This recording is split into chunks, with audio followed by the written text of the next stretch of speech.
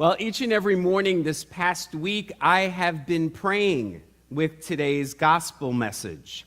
And interestingly enough, never before in my life have I ever prayed with this gospel passage. And I've got to tell you, each and every morning, it literally moved me to tears. As we just heard in today's gospel, Jesus describes himself as a mother hen. I never contemplated that image of Jesus before. Jesus doesn't describe himself as a mighty king and Lord, but as a loving, gentle mother, wishing to gather us and protect us underneath the shelter of her wings. What an absolutely beautiful image for us to meditate on and to contemplate this Lenten season. Jesus is that all-loving, protective mother. Now, the title of my homily this morning is The Fox and the Hen. And that may sound like a cute little, innocuous title of a children's story. But this story is not about sweetness and light.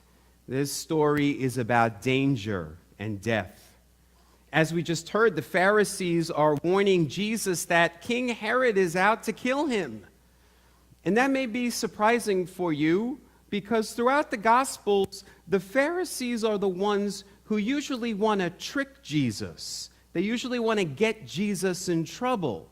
It seems like here they're trying to warn him. But some biblical scholars say that's not at all what they're doing. That they, the religious authorities, were working with the political authorities, working with Herod, in order to intimidate Jesus and to keep him out of Jerusalem. But Jesus, as we just heard, tells the Pharisees, I'm not going anywhere. Jerusalem is my destiny. And then Jesus does something really brazen, really courageous. Right there in the public square, he proclaims that King Herod is a fox. Now that was no compliment. In Jesus' day, foxes, who are relatives of dogs, to call someone a dog was a really great insult in the time of Jesus. And so the fox was like the alpha dog. And back then, as is now, foxes are known to be crafty and cunning, sly and slick, distrustful. They're out to prey upon the weak and the defenseless. So what Jesus was doing was he was right there in the public marketplace calling out the head of state and saying that he is a distrustful man, one who is sly and cunning and preys upon the weak. That was a very brave thing to do. And so, yes, my friends, as we just heard, Jesus did indeed get involved in politics. Anyone who tells you that he didn't, you can share with them this gospel passage. Jesus called out the head of state right there in public, and it got him in trouble. So who was this head of state, King Herod? What was he like? Well, I think it's important for you to know this is not the Herod that we heard about a few months ago at Christmas time. Herod the Great, who commanded the wise men to go find the baby Jesus. This Herod in today's gospel is his son, the one who inherited his wealth. And historians tell us that this King Herod was a man who had a very big ego and was very insecure. He built great buildings in his name, over-the-top palaces that were dripping in gold.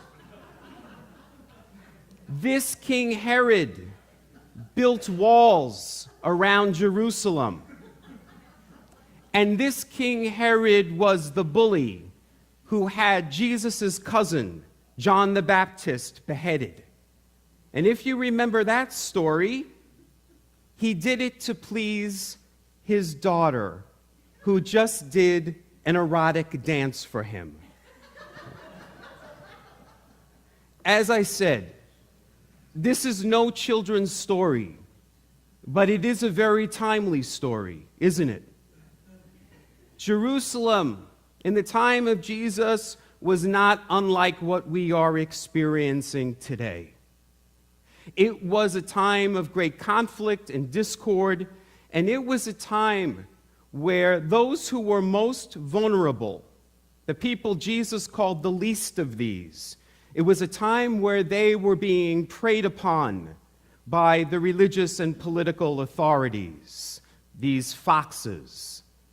These foxes and their fox-like political systems, they were the ones that Paul was talking about in his words to the Philippians, which Lynn read for us this morning. Paul said that these foxes, their God is their belly, and that their minds are set on earthly power and prestige. Jesus came to establish a new kind of kingdom. And you remember what he said? Jesus said that these foxes, or the words he used were, the mighty and powerful will be pulled down from their thrones, and the lowly will be lifted up high. That's the kingdom Jesus wanted to establish. And he was establishing himself as a different kind of king, not a fox-like king, but surprisingly, a mother hen. And that sounds so crazy. I mean, you would think if Jesus wanted to compare himself to a bird, he might, compare himself to a mighty eagle or even a strutting rooster. But he picks a mother hen. And it sounds so crazy because think about it. In a battle between a fox and a hen, who's going to win? The hen is not going to win. It's no match for the fox. So for Jesus to describe himself as a chicken seems defeatist and even pathetic. But what Jesus is proclaiming there is that I am the mother hen. I don't care about my own safety. I care about the safety of the least of these. And even if that puts my life at risk, I am here to protect these little ones, the least of these, the poor, the marginalized, the outcast. That's what he meant by this really beautiful image of him as the mother hen. Now, the Greek philosopher of Plutarch said this about the mother hen. He said, "Consider the hen whom we observe each day at home. With what care she governs and guards her chicks. She lets down her wings for her chicks to come under. She arches her back for them to climb upon. There's no part of her body with which she does not wish to cherish her chicks if she can, nor does she do so without a joy which she seems to exhibit in the sound of her voice." I love that. I love that image, and I think that's Jesus. That's Jesus, that mother hen, that hen that is so brave yet so gentle. Or as it says on the front cover of your bulletin today, strong and tender. That's the mother hen. She possesses both of those qualities.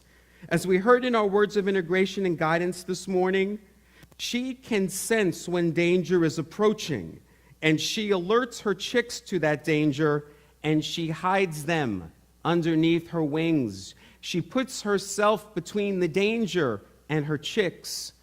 And as we heard, she is willing to put her life on the line.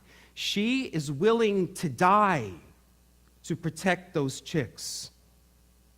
That's Jesus. That's what Jesus did. He was willing to die in order to protect those he called the least of these. He was there to protect them from the foxes, from the Herods. If we are to call ourselves Christians, we have to be about the same thing. Now, just a couple of days ago, we heard about the tragic mass shooting in New Zealand, at the mosque in New Zealand.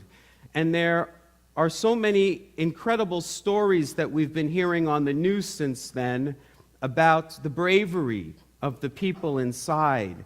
I saw a news story about one of those Muslim men who was at prayer, 71 years old. He used his body as a shield. He placed his body in front of others and was willing to be killed in order to protect them. That's the mother hen. That's Jesus. That's what we're being called to do. So, on this second Sunday of Lent, I'm asking you a question.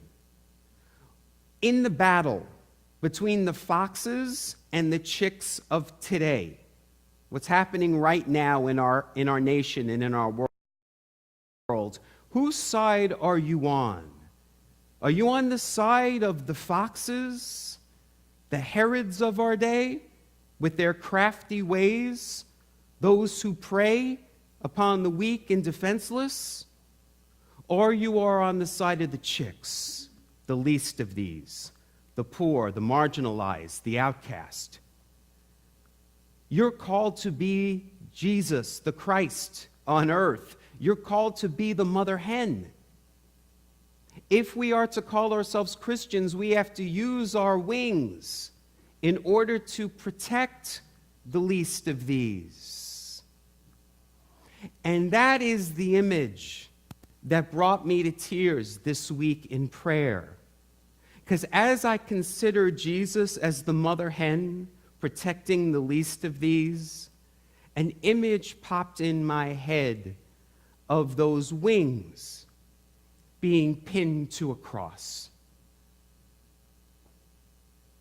If we are to truly call ourselves Christians, we have to follow Jesus, and we have to be willing to put our lives on the line for the least of these.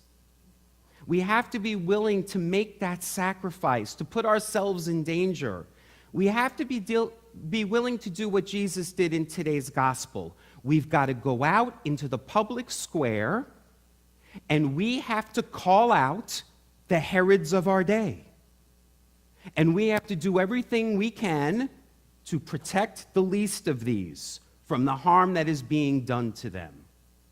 We have to be willing to follow Jesus on the journey into Jerusalem, on the way to the cross.